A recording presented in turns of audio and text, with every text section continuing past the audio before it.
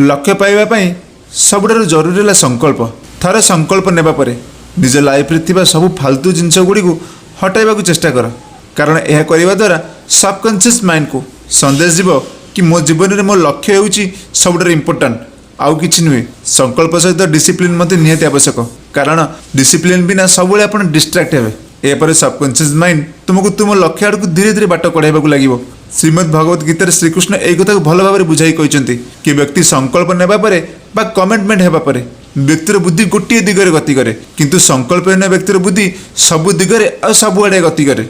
एठारे बुद्धि मध्य बहुत जरूरी अटे, कारण बुद्धि मन ठारू श्रेष्ठ आ बुद्धि मनर दिग मध्य निर्णय करे। जो लोक निजर बुद्धि विचार आ विवेक रे निश्चय कर नहीं कि मोर एकमात्र लक्ष्य जरूरी अटे, सेतेबेले मन केवल सही दिगरे आ सही लक्ष्य पछरे थाए। जेतेबेले कि लक्ष्यहीन व्यक्ति सबु जगार भटकु थाए आ निजर शक्ति आ शांति को भंग करू थाए। सेतिपई जीवन में गोटे लक्ष्य निश्चित तैयारी करंतु आ ताकू पाइबा पई आपनकर सबु किछि लगाई दियंतु।